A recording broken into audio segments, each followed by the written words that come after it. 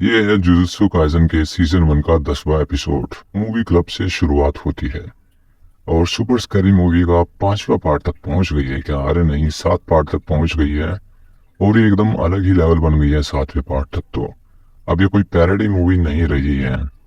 और किस तरीके की मूवी है फिर ये? बताओ इसके बारे में। अरे ये हास्य श्रृंखला से थोड़ी अलग है, इसमें थोड़ा हॉरर ऐड कर दिया गया है। मेन कैरेक्टर का जो पोता होता है ना, वो सरवाइव कर लेता है किसी तरीके से, और वो जो अपराधी के ग्रैंड चाइल्ड के साथ ही रहता है। वो जो पहले का ग्रैंड चाइल्ड होता है ना, वो तीसरे में मर जाता है और वो घर एकदम हॉन्टेड सा बन जाता है साइकिक से। अरे कितनी बोरिंग कहानी लग रही है। कौन देखेगा इस तरह की मूवी? अरे इंटरेस्टिंग ये है कि वो 5th और 6th में। अरे तुम सब लोग यहाँ पे क्या कर रहे हो? मैंने तुम्हें चेतावनी दी थी यहाँ पे मत आना, ये हमारा क्लब रूम है। अरे हमने सोचा आप यूज नहीं कर रहे हैं तो आ जाते हैं यहाँ पे। जल्दी करो, यहाँ से भाग लो कीड़े मकोड़ो तुम। जल्दी चलो योशिना यहाँ से। अगली बार अगर तुम यहाँ दिखाई दिया तो हालत बेकार कर दी जाएगी। हे तुम क्या कर रहे हो? मैं इसे अपने घर ले जा रहा हूँ। अपना पैर हटाओ। हे जाने दो इसको। क्या तुम अपना पैर हटाओगे यहाँ से? और ये क्या? लात पड़ी, दरवाजा बंद कर दो एक बार के लिए। मुझे यकीन नहीं होता कि अफेक्शन का अपोजिट इनडिफरेंस होता है। लोगों से नफरत करने से अच्छा उनकी तरफ इनडिफरेंट हो जाओ, निष्क्रिय हो जाओ। अफेक्शन का उल्टा होता है हैटर। कॉम्प्लिकेटेड आंसर जो कर देते हैं ना, ये जापानीज का तरीका होता है। ये फ्रेज पर जापानीज नहीं था, वो गलती से ट्रांसलेशन की गई थी। ओरिजिनल अगर बात की जाए किसी फॉरेनर ने बोला था ये। Opposite of love is indifference. सही कहा ना मैंने? हाँ, काफी सारी डेफिनेशन है लव की। इनडिफरेंस जो है एक तरह से एंटोनियम हो जाता है। जनरली लव का यूज कुछ ज्यादा ही करते हैं ना, इसलिए इस कंट्री में जो है अफेक्शन की उसमें चेंज कर दिया गया इसको। सबको जो है शब्दों से खेलना होता है। सारे के सारे ह्यूमंस जो है बिना बहानों के जिंदा नहीं रह सकते। क्या है ये एक एक्सपेरिमेंट है। देखना चाहता था एक ह्यूमन कितना बड़ा हो सकता है, और दूसरी तरह देखो मैंने जानने की कोशिश की कितना छोटा हो सकता है। ये एक ह्यूमन है क्या? क्या बात कर रहे हो? अरे तुम लाश को देखकर डरे नहीं जुनपी। अगर ये मेरी माता होती तो मैं आपा खो देता और नफरत करने लग जाता, लेकिन देखा कितने रिपल्सिव है लोग। इसलिए मैं किसी से कुछ भी एक्सपेक्ट नहीं करता हूँ। किसी और की मृत्यु से मुझे कोई लेना देना नहीं है। इंडिफरेंस यही है जिसके लिए ह्यूमन प्रयास करते रहते हैं। और इसके अलावा तुम तो बदला लेना चाहते हो ना? क्या तुम विरोधाभासी कह रहे हो इस बात को? क्या तुम्हें यकीन है लोगों के दिल होते हैं? नहीं, बिल्कुल भी नहीं होते हैं। क्या वाकई में दिल नहीं होते हैं उनके? अरे नहीं, उनके पास होती है आत्मा, और आत्मा कोई दिल नहीं है। मैं यूं इस दुनिया में जो आत्मा की रचना को समझता हूँ, मैं उनकी सोल से जो है कांटेक्ट कर सकता हूँ, और मैं जो क्रिएचर्स हैं उनकी शेप भी बदल सकता हूँ। सारे के सारे इमोशंस जो है एक आत्मा पे निर्भर करते हैं। वो कुछ ज्यादा ही मैकेनिकल हो जाएगा इनको हार्ट्स बोलना। लोग जो है कुछ ज्यादा ही वैल्यू देते हैं उन चीजों को जो देख नहीं सकते हैं। मैं आत्मा को देख सकता हूँ, और ये मेरे लिए कोई स्पेशल बात नहीं है, किसी फिजिकल बॉडी की तरह ही है।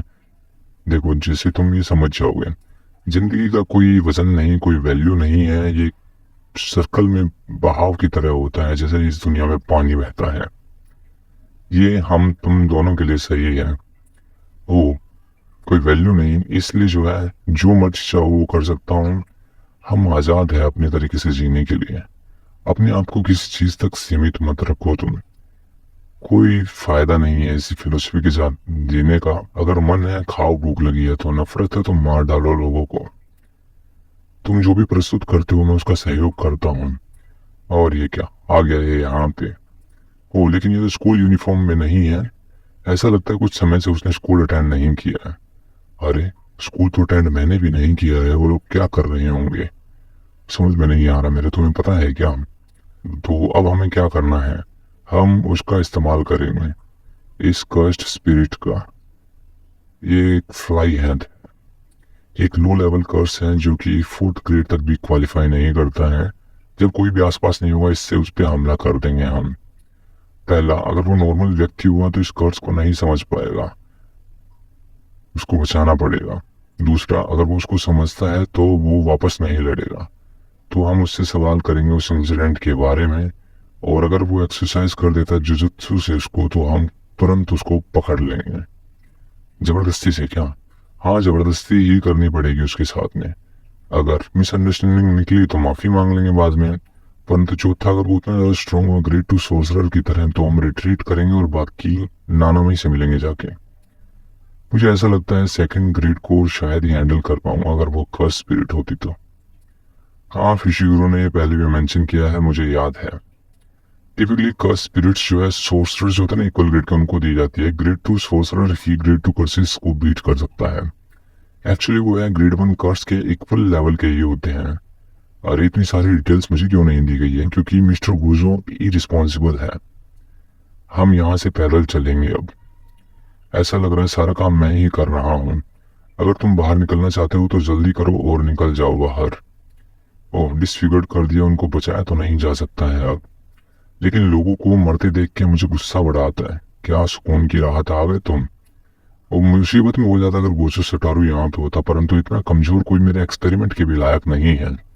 अरे मुझे ओवर टाइम करना बिल्कुल भी पसंद नहीं है, तो जो भी करना है ना जल्दी से इसको फिनिश करते हैं। और ये क्या, इतना शांति से अटैक किया गया और उसके पीछे इतनी सिनिस्टर स्ट्रेंथ। गजब है नानामी तुम्हारी स्ट्रेंथ। और फिर नानामी और माहितो आपस में लड़ते हैं, अपनी स्ट्रेंथ दिखाते हैं एक दूसरे को। ओह, मैंने सोचा मैंने इसको ब्लॉक कर दिया किसी कर्स्ट एनर्जी से। ये किसी तरीके की कोई टेक्निक है क्या? तुम्हारा क्या मतलब है, किस तरीके की टेक्निक? मेरे को ये ओपन टू इंटरप्रिटेशन क्वेश्चन पसंद नहीं है। तो ऐसा लगता है तुम्हें चैटिंग करने में कोई दिक्कत नहीं है। डिपेंड करता है व्यक्ति के ऊपर। ओह, कर्स्ट स्पिरिट वाकई में बात कर सकती है अच्छे तरीके से। ये जैसे गोजो की रिपीट में जो अनरजिस्टर्ड स्पेशल ग्रेड्स थे उन्हीं की तरह है। ऐसा लग रहा है ये स्ट्रेंज नहीं है। और तुम बताओ मुझको, पहले क्या आया, आत्मा या शरीर? जैसे कि चिकन या अंडा वाला सवाल है ना, वैसे क्या सोल बॉडी के अंदर रहती है या फिर बॉडी सोल के बिल्ट बनी हुई आसपास? पहले वाला जवाब। नहीं, आंसर है दूसरे वाला। आत्मा हमेशा ही बॉडी से पहले एग्जिस्ट करती है और शेप जो होती है ना बॉडी की, वो आत्मा की शेप पे निर्भर करती है। अरे मैं क्लियर क्यों नहीं हो पा रहा हूँ? आत्मा की जो शेप है मैं उसको रिइंफोर्स कर रहा हूँ, तुम्हें समझ में आ रहा है? नहीं, मेरी टेक्निक टच कर सकती है और सोल को शेप कर सकती है, आइडल ट्रांसफिगरेशन। और ये क्या, मैंने मनुष्यों के काफी सारा स्टॉक रखा हुआ है, ये काफी मुश्किल है, तुम्हें पता ही है। नॉर्मल पीपल ट्रांसफिगरेशन के टाइम पे जो है मर ही जाते हैं। जो इससे सोर्सर्स का क्या है, 5:30 हो चुके हैं। मैं 10 बजे तक काम शुरू किया था मैंने, और 6 बजे तक काम करूंगा चाहे कुछ भी हो जाए। योशिनो, तुम कहाँ थे? तुम्हें पता है तुम्हें स्कूल स्किप नहीं करना चाहिए मिस्टर सोटो मुरा। क्या तुमने सुना, सायामा, निशिमुरा और होंडा मर चुके हैं। तुम सब दोस्त थे ना, वे हमेशा तुम्हारा ध्यान रखते थे, तुम्हारे पास कोई दोस्त नहीं थे इसलिए। क्या तुमने उनके फ्यूनरल भी अटेंड नहीं किए? ईमानदारी से कौन, क्या हुआ है तुमको? मैं तुम्हारे साथ चलता हूँ, चलो। तुम ग्रेजुएट हुए उसी स्कूल से, वहीं पे काम करते हो, कभी असली दुनिया देखे नहीं तुमने, चोरियां हरवाए वो वहां देखो। तुम क्या बड़बड़ा रहे हो? अकेले ज्यादा टाइम स्पेंड करोगे पागल हो जाओगे तुम। रुको, ये क्या हो, ये व्यक्ति इसे देख सकता है 5 सेकंड पहले ऑपरेशन से। चलो टडोरी, काम शुरू करते हैं। टाइम खत्म हो गया, कोई आ गया है वहां पे। क्या ये कोई जिमनास्ट है या कोई और है? मेरे पास तुम्हारे लिए कुछ सवाल है जनपी, क्या तुम मेरे साथ चलोगे? क्या तुम्हें दिखाई नहीं दे रहा मैं उससे बात कर रहा हूँ? वेल, ये कुछ ज्यादा जरूरी बात है, इम्पोर्टेंट। तुम्हारा जैसा बच्चा क्या इम्पोर्टेंट बात करेगा? ये क्या पैंट उतार रहे हो, मेरी शर्म नहीं आ रही है तुमको? तुम ये क्या कर रहे हो चूजे? भागो मत मेरी पैंट लेकर तुम, मैं अभी आता हूँ तुम्हारे पीछे, वापस आओ। अरे ये अचानक से हुआ क्या? चलो अब चलते हैं। और इतना ज्यादा फास्ट कैसे हो सकते हो तुम?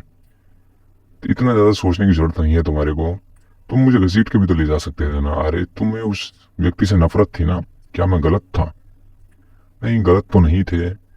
तुम जिससे नफरत करते हो तुम्हारे घर के आसपास भटके अच्छा नहीं लगेगा तुम्हें, चलो वहां पे चलते हैं अब। और ये क्या, नानामी और माहितो की फाइट जारी है। मोबिलिटी काफी इंप्रेसिव है नानामी तुम्हारी। और फिर दोबारा हमले पे हमला किया जा रहा है। अगर पर्सन का ओरिजिनल मास इरिलेवेंट हो जाता है क्या शेप के चेंज होने से? ये मेरी टेक्निक के हिसाब से अच्छा मैच नहीं है, मेरी मदद कीजिए। एक बार अगर डिसफिगर्ड हो जाए तो उनको बचाया नहीं जा सकता है। अगर वो हमला करते हैं बिना किसी हेजिटेशन के, उनको मार डालो। और ये विक्टिम्स के साथ भी ऐसा ही करना हो, माफ करना, तुम्हें दिख रहा है मैं काफी ज्यादा प्रैक्टिस कर रहा हूँ आजकल। तो ट्रांसफिग्रेशन के टाइम के बाद वो एक अचानक से नहीं मरते हैं क्या? उनके ब्रेन्स, उनकी अवेयरनेस खत्म हो जाती है? स्पिरिट ऑफ द साउल जो है तो वो ट्रिकल करता है कभी कभी जो है। इसकी चिंता मत करो, चलो कंटिन्यू करते हैं। मुझे इसकी चिंता बिल्कुल भी नहीं है भाई। तो ये मेरी पॉलिसी है, मैं पर्सनल फीलिंग्स को काम के बीच में नहीं लाता। अरे कितना झूठ बोल रहे हो तुम। तुम्हारी आत्मा ट्रेम्बल कर रही है इस टाइम पे। कौन सी ग्रेड हो वाकई में तुम? मैं हूँ फर्स्ट ग्रेड। ओह, तभी इतनी ज्यादा स्ट्रांग हो तुम। मेरे एक्सपेरिमेंटेशन के लिए परफेक्ट हो। मेरा भाग्य मेरा साथ दे रहा है आजकल। मैं काफी ग्रेटफुल हूँ। हो, सरप्राइज है कि मेरी स्पीड अचानक से बढ़ गई है। मैं अपनी आत्मा की शेप भी बदल सकता हूँ। सोर्सर्स जो अपनी बॉडी को कस्ट एनर्जी से प्रोटेक्ट कर सकते हैं, परंतु क्या वे अपनी आत्मा को प्रोटेक्ट कर सकते हैं? पहली बात तो ये, तुम्हें अपनी सोल को एक्नोलेज करना पड़ेगा, अदरवाइज ये इम्पॉसिबल हो जाएगा।